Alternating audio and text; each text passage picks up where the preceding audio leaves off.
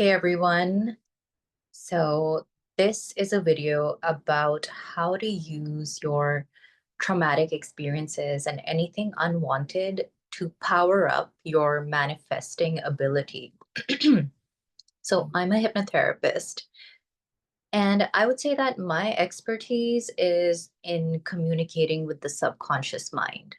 The subconscious is fascinating. It's science, but it's also energy science, right? And every traumatic memory or traumatic experience, or even just any negative experience, it's associated with an emotional baseline. It's associated with a feeling. And that feeling runs on a neural pathway. Now, a neural pathway is a very real physical thing in your nervous system, in your body. And that runs on energy. That runs on biological, physical energy, but it also runs on what people call spiritual energy, life force, chi, right? And so when I explain these things, I like to take both science and energy science into account because I'm fascinated by both. And I feel like the best results are achieved by combining both. And I often give tips to people about how to communicate with their subconscious to get the best results. And really, communicating with your subconscious is what ancient people used to call magic. So maybe I'm not just a hypnotherapist, I'm a modern day witch, but in the real way. You don't actually have to, have a cauldron and herbs and stuff like that, or like eye of newt, tongue of frog, whatever, to do a spell or to manifest something.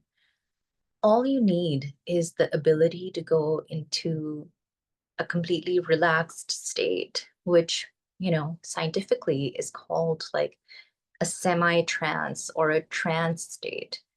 And a lot of people are able to do that when they take psychedelics or when they're a little high. But you don't even need to be a little high. You just need to be relaxed, but yet also a high vibrational kind of relaxed, right? And, you know,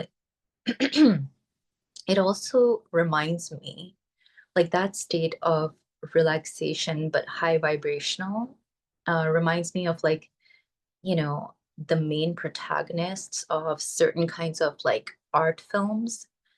Think about it. Can you remember like movies in which, like romantic movies or artsy movies in which the protagonist, the hero or the heroine, you know, there's nothing annoying about them. And yet, when you're watching them, it seems to be believable. They seem to be almost touched by grace. They seem to be almost like a painting come to life. One of those movies in which the protagonist seems to be art, touched by grace. And what does it mean to be like art? Well, that's a mysterious question, but in my opinion, it has something to do with kind of managing your negativity in such a way that you're not resisting it anymore, the negative states or whatever you don't like or whatever you don't like to experience.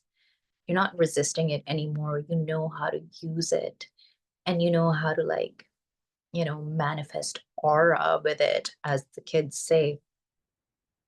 Oh, wow. I was about to get into a really good point, but yeah. So let me go into the tip that I was going to give. And this, frankly, is something that occurred to me while watching Shira 7 videos. Shira, she calls herself a Shira goddess on YouTube, and there are some videos in which she talks about working with dark energy.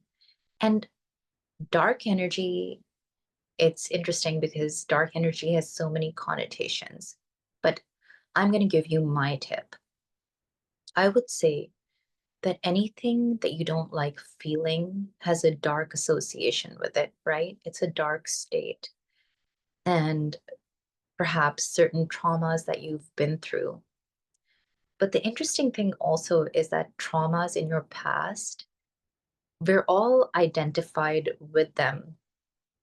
And sometimes because those traumas are stories, these are stories that we are identified with. They become part of our identity.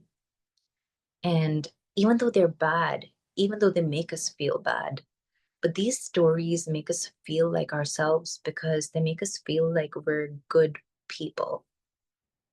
They make us feel like the underdog or the hero or the victim. Like I'm a good person, but bad things happen to me. For example, um, it's very fascinating. Like the more traumatic the event or the more traumatic the story, the more subconsciously we might be identified with it. And the more identified you are with it subconsciously, the more energy it's taking to run that neural pathway. Now, there's nothing wrong with that. It's okay. But that neural pathway and that energy can be the price that you pay to manifest something even better. Because energy is finite. Like there was just a certain amount of energy in the start of the universe, and then it started diversifying. And so we're just a form of like diversified energy. Well, that's all very geeky and nerdy, but subconscious work, therapy work, and even magical work requires a price. And the price is life force, energy. And so, why don't you just pay the price with your trauma and with your dark memories? And here's a visualization that you can try out. So just relax and let's try it out even right now as I'm speaking, because, a trance state is not a big deal. You can literally go into it in a second. Imagine someone or something you trust, a spiritual being, holding a large bag, a large black bag. And when you look inside that bag, it's almost as if it contains the universe, the cosmos, the stars like swirling around, purple and silver. And it's all leading into a big black hole. And this big black hole represents the universe, but also it represents the subconscious. And what you're going to do with me is you're going to take anything that you don't really want to experience and throw it into this big black hole where the energy of that memory or that interaction or that feeling is going to be broken down and digested to produce new energy for things that you actually want to manifest, right? So just to visualize this, I need to clear my throat 1 second.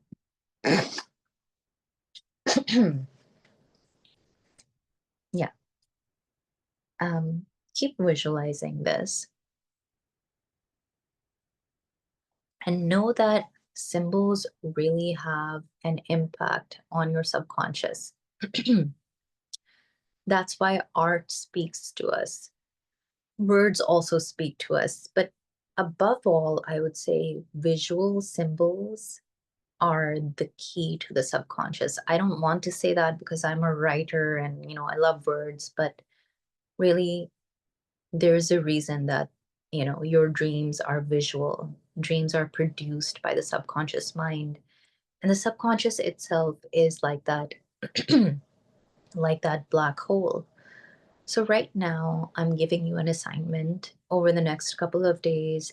anything that you don't like to feel or you didn't like to experience or any memory that comes up. One second. Any memory that comes up that makes you feel triggered, just calmly throw it into that black hole. Just visualize that, knowing with full faith that the energy of that memory is going to be mulched, it's going to be digested by your subconscious mind to produce energy for new neural pathways. Okay. Try it out over the next couple of days and get back to me and tell me what happens, right? I'll be sharing my experience as well. Um, and yeah, perhaps the trick of going into a trance state, because communicating with your subconscious does require that sort of relaxed trance state, is to be in that high vibrational, relaxed state.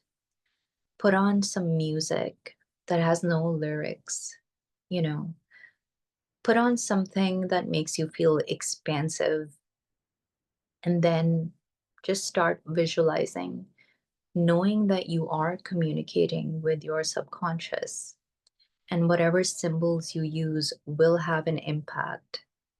I hope you enjoy trying this out because it's a very useful way of, turning your old traumas and triggers into energy for new things and disidentifying with old stories that made you feel like a wounded hero or a good person or that bad things happen to or whatever. I mean, do you really want to keep on feeling that way? If you don't want to feel that way, throw it into that black hole and create clear intentions for new neural pathways in a new reality. I hope this was useful. Subscribe to me, follow me on YouTube, on Spotify. On Spotify, I have a podcast called Freaks Like Us. So this will be the latest episode. And on YouTube and Instagram and TikTok, my ID is at Making Trauma Fun. Enjoy your day or night. Bye.